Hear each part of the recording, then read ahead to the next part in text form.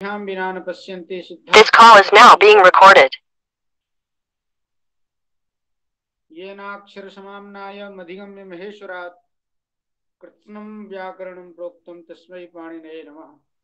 मान्याः आचार्याः विद्वांसः प्रेयांस क्षात्राः तत्र भवद्भ्यः सर्वेभ्यः अस्ति नमः। तदनन्तरम् इदानीं स्वागतं क्रियते अस्यां कक्षायां। सेयं कक्षा यथावत् प्रारभ्यते। तत्र इदानीम् अद्य यः पाठनीयः अंशः वर्तते सर्वादिगणे तदेव इदानीं पठ्यते। डतर डतमौ प्रत्ययौ इति पंक्तिः मूले ग्रन्थे ग्रन्थकारेण लिखिता। डतर डतमौ प्रत्ययौ तत्र सर्वादिगणे उभय शब्दानन्तरं डतर डतम अन्य अन्यतर इत्येवं रीत्या तत्र परिगणनं कृतं वर्तते।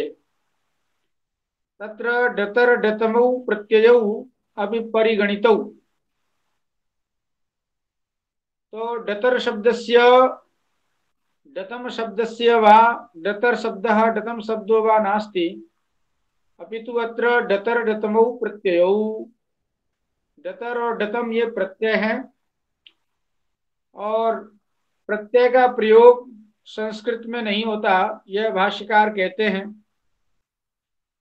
न केवला प्रकृति प्रोक्तव्या नापि केवल प्रत्ययः। इसलिए डतर डतम केवल प्रत्ययों का प्रयोग तो संस्कृत में होता नहीं भाषा में। इसलिए यहाँ पर ग्रंथकार आगे पंक्ति लिखते हैं, प्रत्यय ग्रहणे तदंताग्राह्या। प्रत्यय का जहाँ ग्रहण होता है वहाँ वह तदंत का बोधक होता है, तदंत का ग्राहक होता है। तो डतर का मतलब है डतरंत। गुरुजी, ये यति में आपने बोला था केवल प्रत्यय है कुछ दिन पहले। यति में यति, हाँ, यति में केवल प्रत्यय शेष रह जाता है। वास्तव में तो वो सुबंत है, पर वो प्रत्यय रूप रह जाता है शेष। आप ठीक कह रहे हैं, केवल प्रत्यय का प्रयोग नहीं होना चाहिए, पर केवल प्रत्यय ही जहाँ शेष रह जाए तो वह स्थान भाव करके उसको प्रत्यांत मान करके शब्द बना लेते हैं। और वो यति शब्द जो है वह तदितांत शब्द है और उसमें फिर नी प्रत्यय हो जाता है वितश्च से, तो यति शब्द बनता है। खैर ठीक है। अब यहाँ लिख रहे हैं कि प्रत्यय ग्रहणे तदंताग्राह्या। प्रत्यय का ग्रहण करने का मतलब है प्रत्ययांत। जैसे डतर प्रत्यय है तो डतर प्रत्यय जो है द्वयो निर्धारणे द्वयोरेकस्य डतरच, तद्धित में डतरच प्रत्यय हुआ करता है। तो दो के निर्धारण में जो है डतरच प्रत्यय होता है। तो और बा बहुनाम जाति परिप्रश्ने डतमच, वहां डतमच प्रत्यय होता है। तो कहने का मतलब ये है कि डतर और डतम ये दोनों प्रत्यय हैं और प्रत्यय से यहाँ प्रत्ययांत अर्थ लिया जाएगा। तो अर्थ हो गया डतरंत और डतमंत शब्द जो है वो सर्वनाम संज्ञक होंगे। अब यहाँ पर एक ग्रंथकार बात कहते हैं कि संज्ञा एक परिभाषा है, संज्ञा विधौ प्रत्यय ग्रहणे तदंत ग्रहणम नास्ति। ये जो प्रत्यय ग्रहणे तदंत ग्रहणम, ये जो परिभाषा आपने लगाई वह परिभाषा संज्ञा विधायक में जहाँ संज्ञा विधि होती है, संज्ञा करनी होती है, संज्ञा का विधान करना होता है, वहां पर तदंत ग्रहण नहीं होता। तो यहाँ सर्वनाम संज्ञा करनी है, तो सर्वनाम संज्ञा करनी है तो यहाँ प्रत्यय से प्रत्ययांत का बोध कैसे होगा? परिभाषा का विरोध हो रहा है। तो उसी बात को ग्रंथकार लिखते हैं कि यद्यपि संज्ञा विधौ प्रत्यय ग्रहणे तदंत ग्रहणम नास्ति, यद्यपि संज्ञा विधान में प्रत्यय ग्रहणे तदंत ग्रहणम यह परिभाषा नहीं मानी जाती, तथापि तदंत ग्रहणम,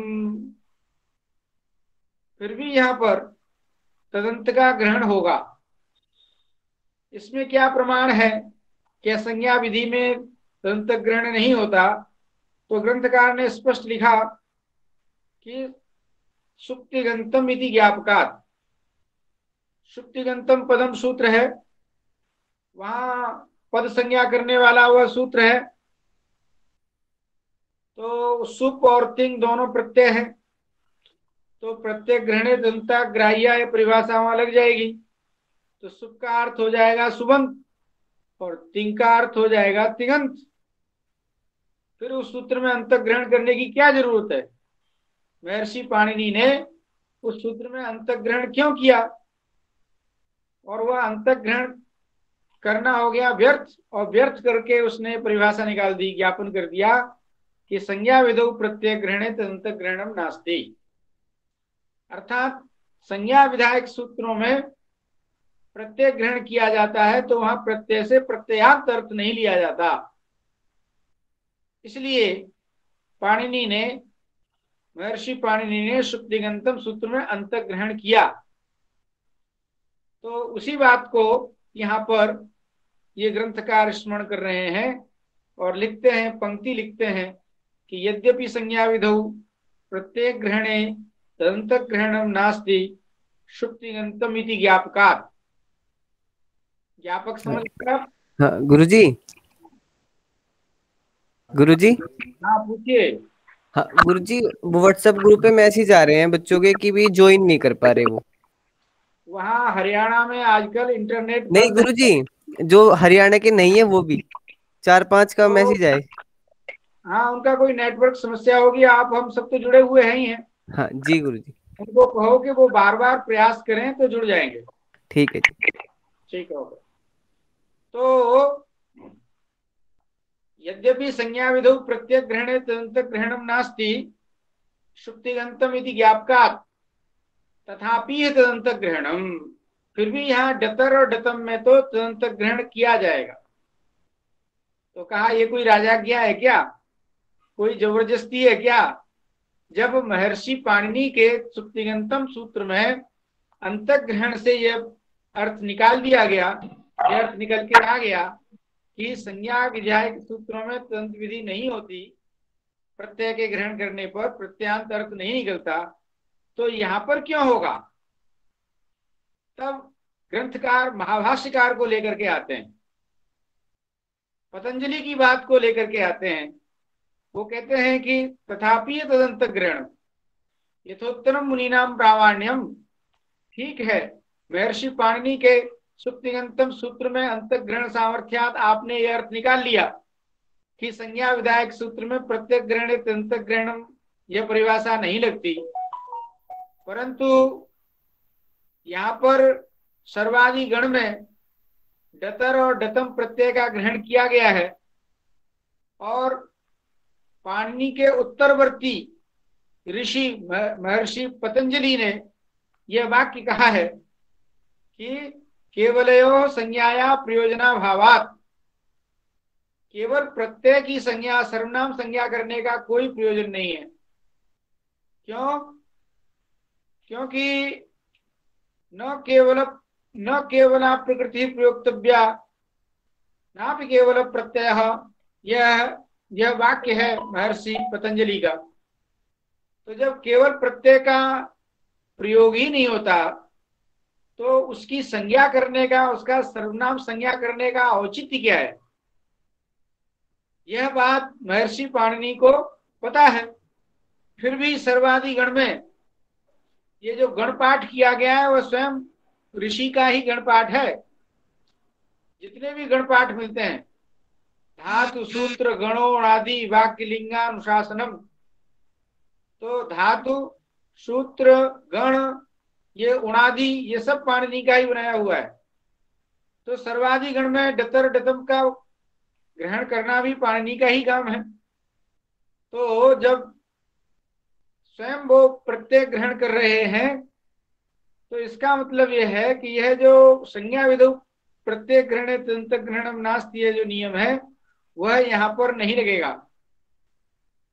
क्यों?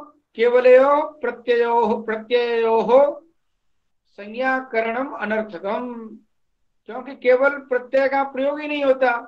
न केवल प्रकृति प्रयोक्तव्य ना भी केवल प्रत्यय। यह आचार्य पतंजलि ने लिखा है, महर्षि पतंजलि ने लिखा है। तो उनकी बात को प्रामाण्य देते हुए यहाँ पर प्रत्यय ग्रहण से तदंत ग्रहण हो जाएगा। तथापि तदंत ग्रहणम, क्यों? केवलयो संज्ञाया प्रयोजना भावात, केवल डतर और डतम प्रत्यय की संज्ञा करने का कोई प्रयोजन नहीं है। इसलिए डतर प्रत्यांत हो गया कतर शब्द, किंग तत् और एक, किंग तत् यद और एक, इन शब्दों से डतर प्रत्यय और डतम प्रत्ययों का विधान है। तो किम से करेंगे तो कतर बन जाएगा, और डतम डतमच करेंगे तो कतम कतमह बन जाएगा। कतरह कतमह, यतरह यतमह, और एक तरह और एक तमह, ऐसा करके वहां तद्धित जब आप पढ़ोगे तो वहां तद्धितांत, यह डतमच प्रत्यय डतरच प्रत्यय बना करके, डतरच प्रत्यय डतमच प्रत्यय करके यहाँ पर हम कतर और कतम शब्द को बनाते हैं। इसलिए डतर से यहाँ पर कतम शब्द लिया जाएगा और डतम से यहाँ पर कतम शब्द लिया जाएगा। तो कहने का मतलब ये हो गया कि डतर डतमऊ प्रत्ययो परिगणन चल रहा है। अब वहीं पर ही डतर डतम के बाद अन्य अन्यतर शब्द आया, अन्य शब्द भी आया और अन्यतर शब्द भी आया। अन्यतर और अन्यतम, तो कहा ये अन्यतर क्या है? तो अन्यतर शब्द डतर प्रत्यांत नहीं है, अभी तो अव्युत्पन्न प्रातिपदिक है अन्यतर शब्द। अन्यतर शब्द में कोई प्रकृति प्रत्यय नहीं है, अभी तो अव्युत्पन्न प्रातिपदिक है। अन्यतरा अन्यतम शब्दा व्युत्पन्नौ, लिख रहे हैं स्वयं ग्रंथकार कि अन्यतर और अन्यतम शब्द दोनों ही शब्द व्युत्पन्न है, यहाँ कोई प्रकृति प्रत्यय की कल्पना नहीं है। स्वभावात् द्विबहु विषय निर्धारणे वर्तेते, और स्वभाव से द्वि विषय में और बहु विषय में, अन्यतर शब्द जो है दो के विषय में निर्धारण करता है और अन्यतम शब्द का प्रयोग बहुत के विषय में आता है। तो ये दोनों ही शब्द जो है अव्युत्पन्न प्रातिपदिक हैं। अतः यहाँ पर अन्यतर शब्द की तत्र अन्यतम शब्दस्य गणे पाठाभावात्, अन्यतर शब्द का तो प्रयोग सर्वादि गण में आता है, पर अन्यतम शब्द का सर्वादि गण में पाठ नहीं है। इसलिए अन्यतम शब्द की तो सर्वनाम संज्ञा होने से रही। अन्यतमाः ऐसा प्रयोग बनता है, अन्यतमाः आचार्याः एवं वदन्ति, पर अन्यतर शब्द का तो सर्वादि गण में पाठ है, इसलिए वहां तो अन्यतरे बनेगा, सर्वे की तरह, वहां सर्वनाम संज्ञा होगी। अस्तु, तो डतर डतम अन्य अन्यतर इतर, इतर शब्द आ गया, और इतर शब्द के बाद आता है अन्य अन्यतर इतर त्वत् त्व, त्वत् शब्द और त्व शब्द आए। तो त्वत् और त्व शब्द के बारे में भी कुछ मतभेद हैं, उसके बारे में भी ग्रंथकार यहाँ स्पष्ट कर देने चाहते हैं कि त्व त्व इति द्वावक्प्यदन्ता वन्य पर्यायो, त्व शब्द और त्व शब्द दोनों ही अदंत हैं और अन्य अर्थ के पर्यायवाची हैं, अन्यार्थक हैं। त्व शब्द भी अन्यार्थक है और त्व शब्द भी अन्यार्थक है। आप ये कहेंगे कि द्वावक्प्यदन्तौ, ये दोनों अदंत है, तो पुनरुक्ति दोष हो जाएगा। फायदा क्या हुआ? तो कहा मत मतांतर है। कुछ आचार्य कहते हैं द्वावप्यदंतो अन्य पर्यायो, और उसमें भेद करते हैं, एको उदात्तः अपरो अनुदात्तः।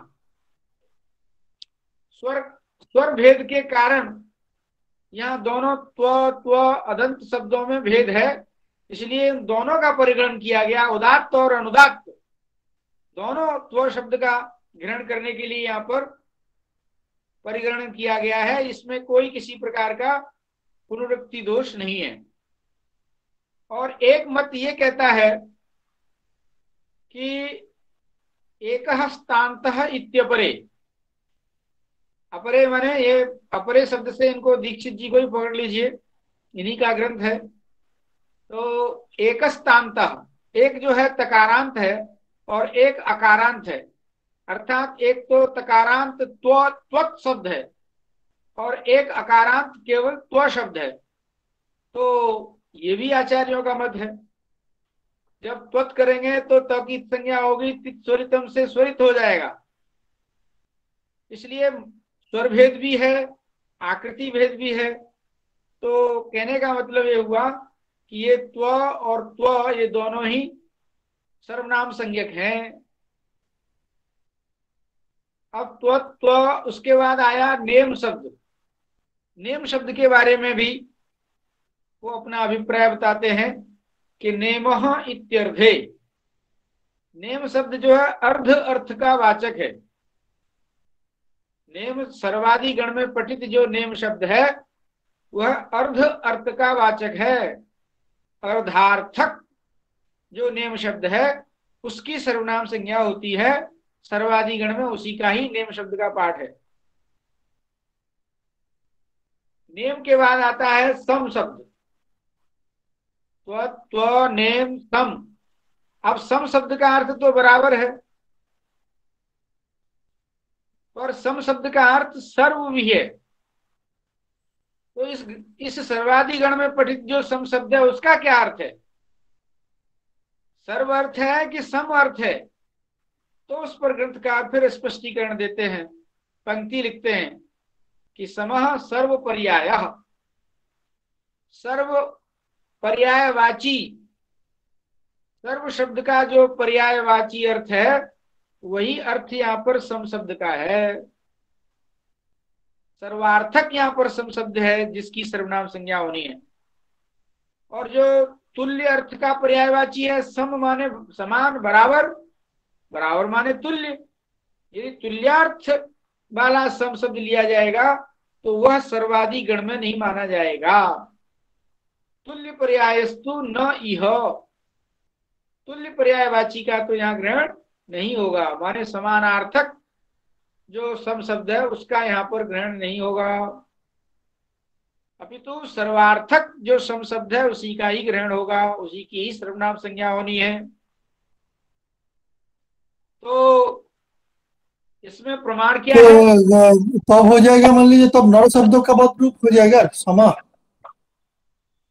हाँ, तो मान लीजिए समा होगा तो समा का भी तो मान लीजिए तो वर्षोवाचक भी है। तो कोई भी हो, क्यों कोई भी अर्थ निकलता हो, पर पर्यायवाची जहां सर्व पर्यायवाची होगा उसी की सर्वनाम संज्ञा अभीष्ट है। उससे अतिरिक्त कितने भी अर्थ आए, सारे अर्थ जो है वो सर्वनाम संज्ञक के वहां सर्वनाम संज्ञा नहीं करनी है, मतलब ये है। अस्तु, अब ये बताओ कि सम पर्यायवाची जो समानार्थक जो सम शब्द है उसकी सर्वनाम संज्ञा नहीं होगी, इसमें क्या प्रमाण है? तो महर्षि पाणिनि का सूत्र ही प्रमाण है। महर्षि पाणिनि ने एक सूत्र बनाया है, यथासन की मनोदेशः समानाम। अब वहां पर समानाम में नुट का आगम किया। यदि तुल्यार्थक सम शब्द का कि यदि सर्वनाम संज्ञा करनी होती तो महर्षि पाणिनि यहाँ पर नुट न करके सुट का आगम करते, आम सर्वनाम न सुट, और समानाम की जगह पर क्या बोलते? समय शाम बोलते। तो पाणिनि का यह जो व्यवहार है, यथासंग मुनिदेशा समानाम में नुट करना, वहां सुट न करना, यह व्यवहार ही इस बात का ज्ञापक है कि जहां तुल्यार्थ होगा वहां सर्वनाम संज्ञा नहीं होगी, और जहां सर्व पर्यायवाची है वहां सर्वनाम संज्ञा होगी। तो इस तरह से ये मतांतर भी हमको समझने चाहिए, किन अर्थों में सर्वनाम संज्ञा होनी है, किन अर्थों में सर्वनाम संज्ञा नहीं होनी है। अब आगे देखिए, अंतरम बहिर्योगोपशम्यानयोः इति गणसूत्रे अपुरीति वक्तव्यम। देखो, इस सर्वादि गण में 3 गणसूत्र हैं। उसमें सबसे पहला सूत्र है अंतरम बहिर्योगोपशम्यानयोः। उस गण सूत्र का अर्थ है कि अंतरम यह सर्वनाम संज्ञक होता है कब, या तो बहिर्योग अर्थ हो या उपसम्यान अर्थ हो।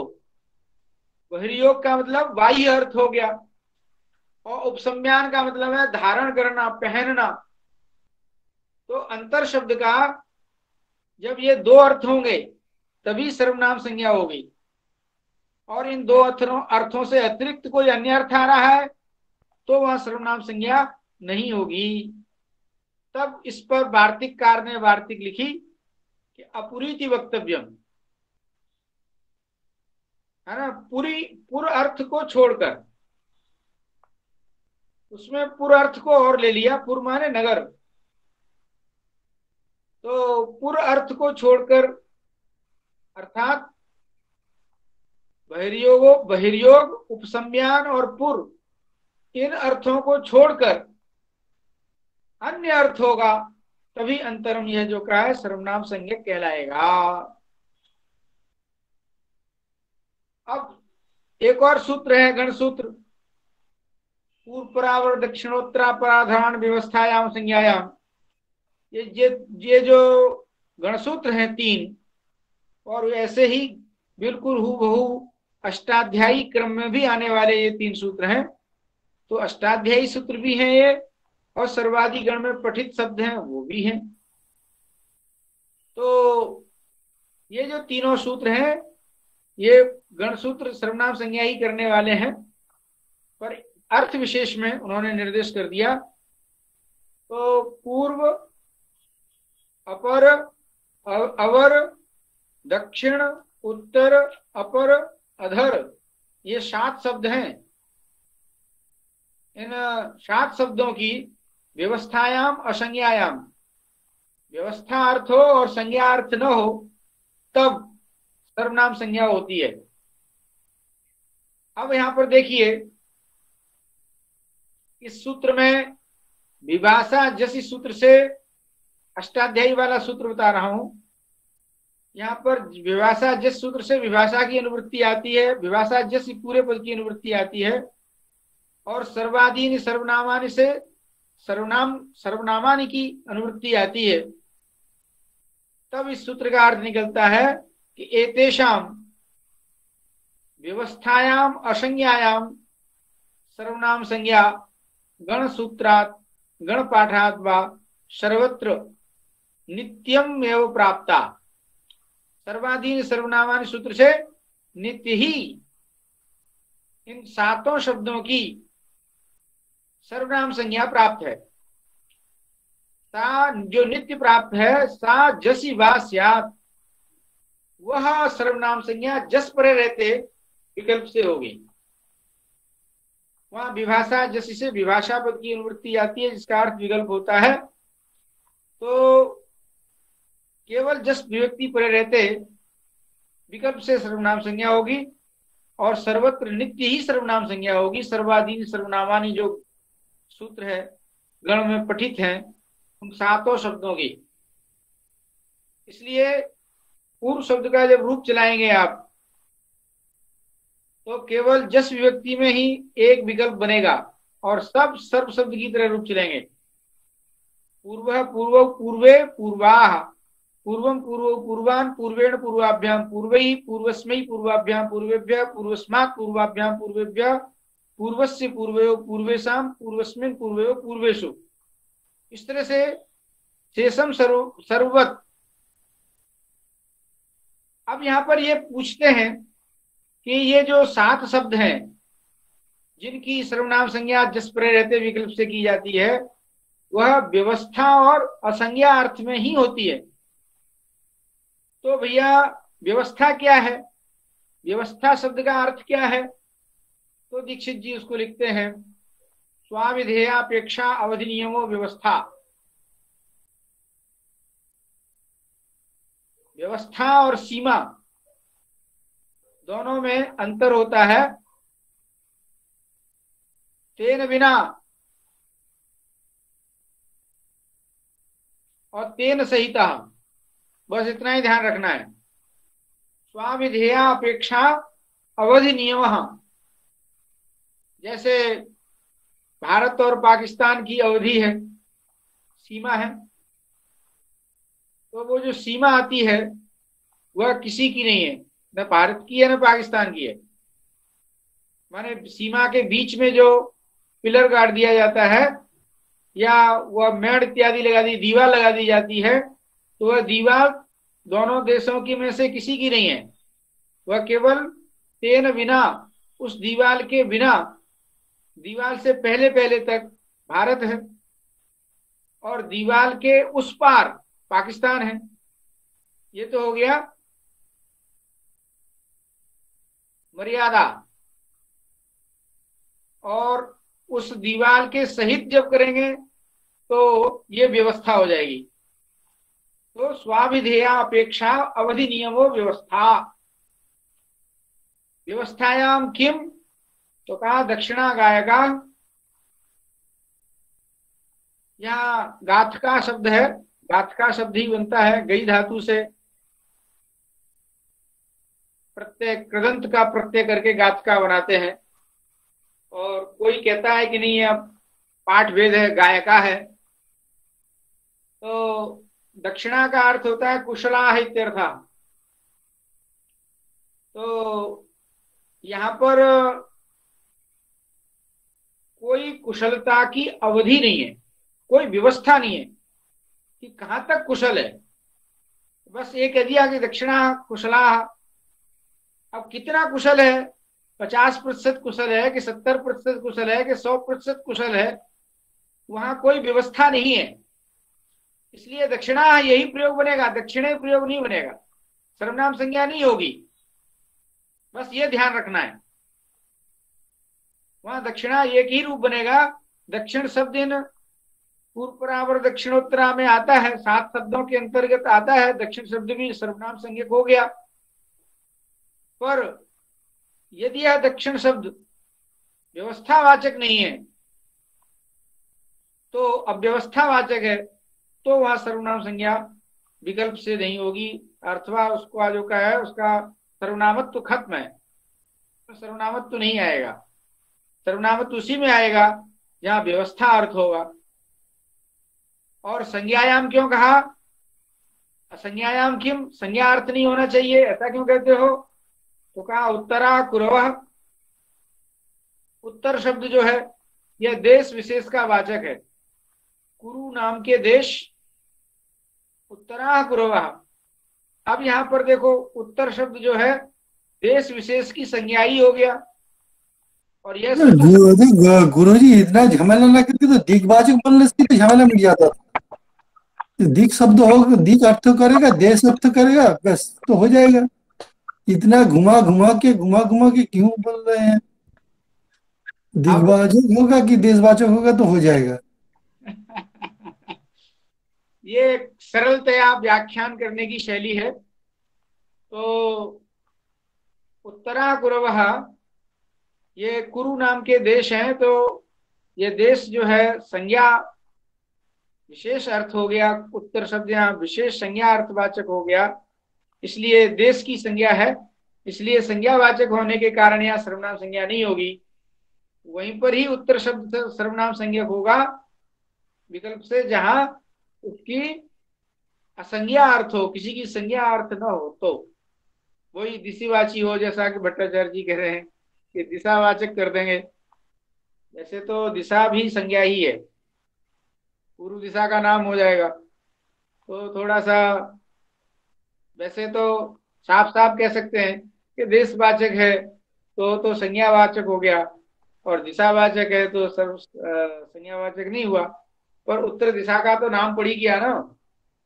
तो अब ये अभिप्राय आप समझ लीजिए, उत्तर उत्तरः उत्तरौ उत्तरे उत्तराः। अस्तु, अब आगे चलते हैं, एक और सूत्र पढ़ लेते हैं, एक दो सूत्र बस। स्वम अज्ञात धनाख्यायाम, यह प्रकरण चल रहा है, और ये स्वम इस सर्वनाम संज्ञा जो गण सूत्र से नित्य ही प्राप्त थी, जस पर रहते, यहाँ पर भी विभाषा जैसी सूत्र की अनुवृत्ति आती है, और सर्वनामानि इस पद की भी अनुवृत्ति आ जाती है सर्वाधीन सर्वनामान सूत्र से। तो अर्थ हो जाता है कि स्वम अज्ञाति धनाख्यायाम, माने ज्ञाति और धन से अन्य वाचक यदि कोई है, अर्थात ज्ञातिवाचक और धनवाचक स्वम शब्द जहां नहीं है, ज्ञाति धनान्यवाचिनः स्व शब्दस्य या प्राप्ता संज्ञा गण सूत्रात् या नित्यव सर्वनाम संज्ञा प्राप्ता सा जसी वा स्यात्, वह जस पर रहते विकल्प से सर्वनाम संज्ञक होगा। तो स्वे और स्वाह सर्वनाम संज्ञा हो जाएगी तो स्वे, और सर्वनाम संज्ञा नहीं होगी तो स्वाह। यहाँ न तो ज्ञाति अर्थ है और न ही धन अर्थ है, आत्मीय इत्यर्थ। जाति का मतलब जाति, कुल इत्यादि। यहाँ तो आत्मीय अर्थ हो गया, आत्मान है दिवा। और जहां ज्ञातिवाचक और धनवाचक होगा वहां क्या होगा, तो वहां केवल स्वा, यही एक ही प्रयोग बनेगा, स्वे प्रयोग नहीं बनेगा।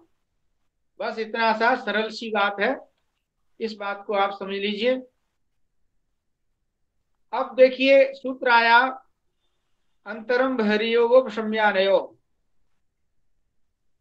तो ये 9वां शब्द है। 7 शब्द तो उस पूर्व दक्षिणोत्तर प्राधान व्यवस्थायाम संज्ञायाम सूत्र में 7 शब्द हैं, और अंतरम ये जो है स्वम शब्द जो आया स्वमज्ञात धनाख्यायाम में, ये 8 शब्द हो गए। और अंतरम भेदयोगोपशम्यानयो में अंतर शब्द जो है ये 9वां शब्द हो गया। बाह्य परिधानीय च अर्थे, बाह्य अर्थ हो अथवा परिधानीय माने धारण करना अर्थ हो, तो अंतर शब्द से या प्राप्ता सर्वनाम संज्ञा नित्या एवं सर्वनाम संज्ञा या प्राप्ता आसीत ता जसी वा स्यात्, वह जस पर रहते विकल्प से होती है। इस सूत्र में भी विभाषा जिस सूत्र आता है, और सर्वाधीन सर्वनामान सूत्र से सर्वनामानि पद की अनुवृत्ति आती है, और कार्यवशात वचन विपरिणाम सर्वनामानि ये सर्वनाम हो जाएगा, तो सर्वनाम संज्ञा सा जसी वा स्यात्। अंतरे अंतरा वा गृहाः, अंतरे भी बना और अंतरा भी बना। सर्वनाम संज्ञा होगी तो अंतरे, नहीं तो अंतराः। वा गृहा माने बाहर के घर, और बाह्य इत्यर्थ। अंतरे अंतरा वा साटकाः, साटक कहते हैं साड़ी को, उसको परिधानीय धारण करने योग्य अर्थ निकलेगा, तो वहां भी सर्वनाम संज्ञा विकल्प से होगी।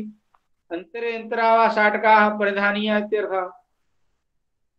और जहां परिधानीय अर्थ नहीं है और बहिर्योग नहीं है, तो वहां नहीं होगी सर्वनाम संज्ञा। कहने का मतलब यह है कि इस तरह से हमने ये 9 शब्द सर्वाधिगण में गण सूत्र में पठित 3 गण सूत्र हैं, उन तीनों गण सूत्रों में ये 9 शब्द पड़े हुए हैं, और इन 9 शब्दों की सर्वनाम संज्ञा विकल्प से, यहाँ अष्टाध्यायी सूत्र से विकल्प से होती है। अस्तु, उसी पूर्वादिभ्यो नवभ्यो वा। अब सूत्र देखिए, ये सूत्र भी इसी प्रकरण में है, क्योंकि पूर्वादि में 9 संख्या गिन रहा था, वो इसी सूत्र को बतलाने के लिए। ये जो सूत्र है पूर्वादिभ्यो नवभ्यो वा, उसमें नवभ्य लिखा हुआ है।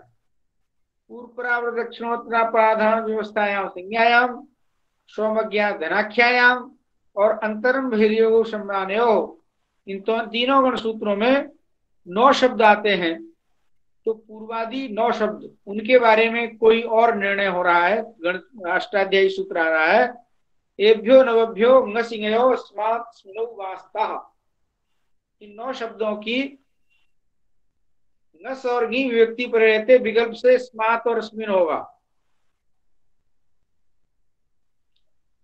अब यहाँ सर्वनाम संज्ञा की बात नहीं हो रही है, स्मात और स्मिन जो है विकल्प से होंगे।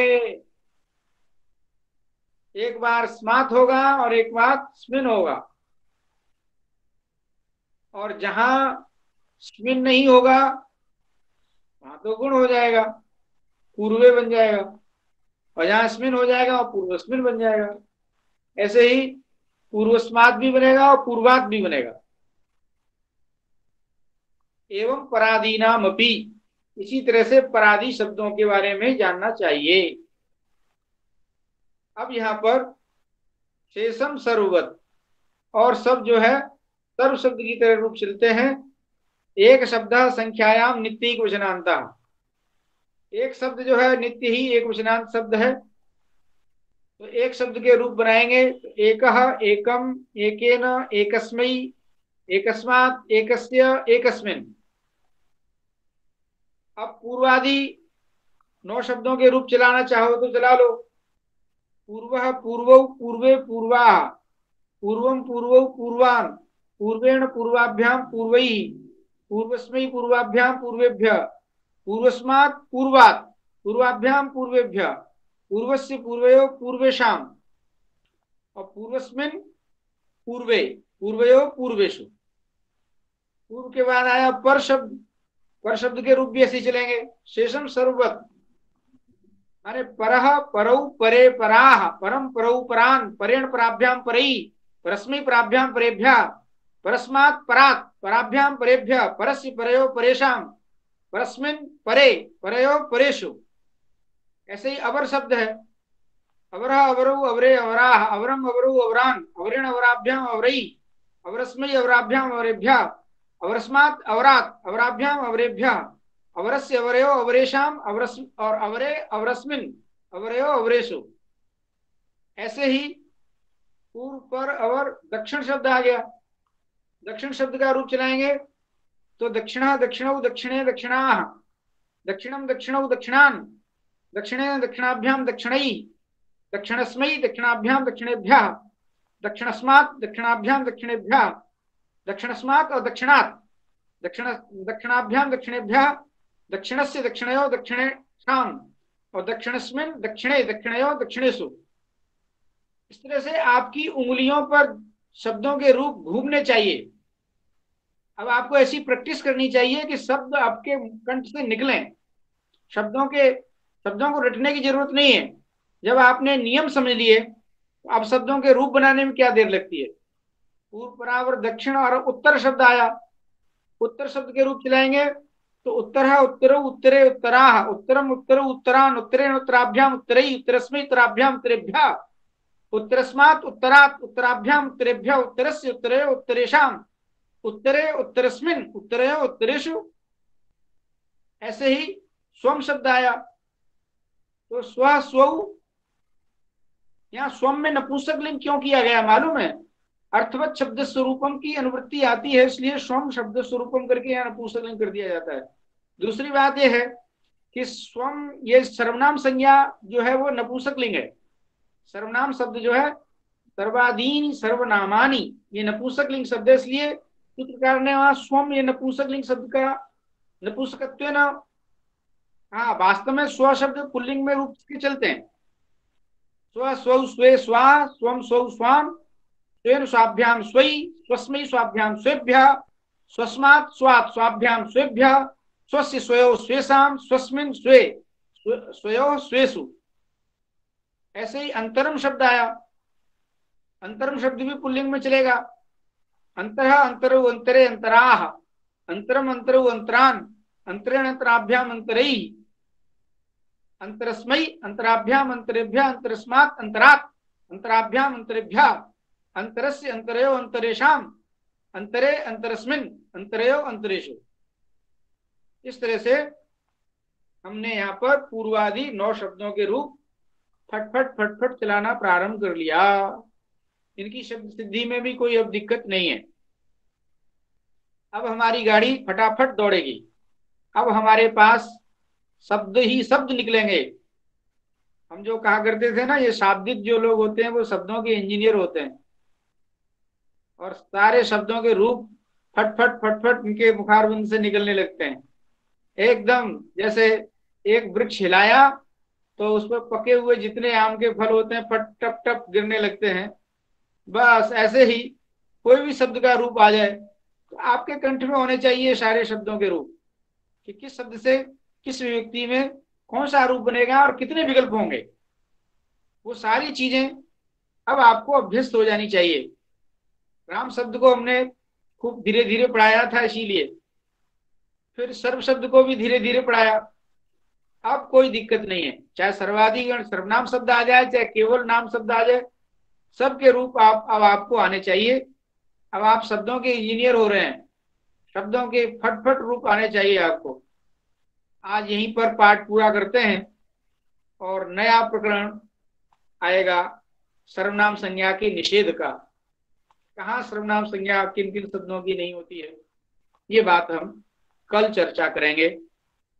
आज का पाठ यहीं पर। गुरुजी एक वाक्य छूट गया। एक शब्द संख्यायाम नित्य का वचनांत, वो छूट गया। हाँ हाँ, एक शब्द जो है संख्यावाचक शब्द है, वो मैंने बता तो दिया था और इसके रूप भी चला दिए थे।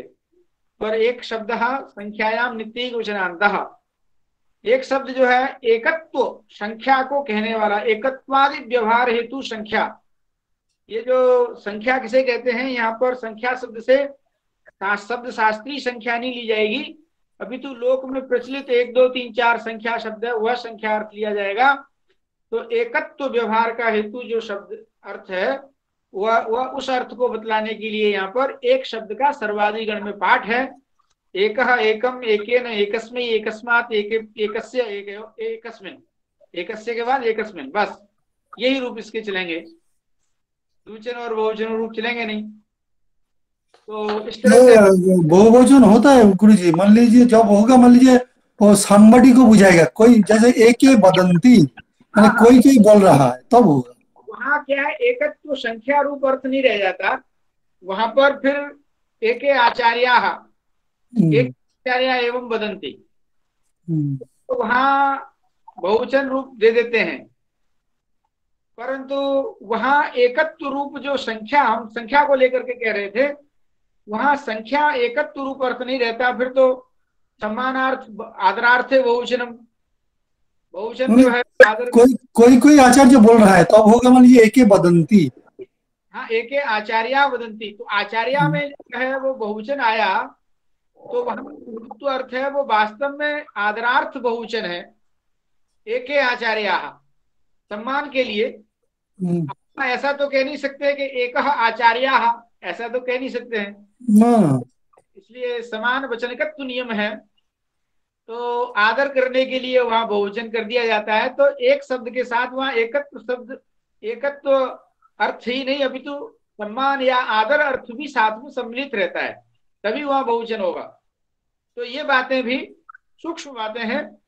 अर्थ विज्ञान कैसे निकलता है, अर्थ का विज्ञान शब्द से कैसे अर्थ निकलता है, तो ये सब चीजें प्रकरण बस, संदर्भ बस आप सब लोग जानते हैं, विद्वान लोग हैं, और बहुत ज्यादा कुछ कहना नहीं है। अब आपको प्रश्नों के लिए आमंत्रित करते हैं।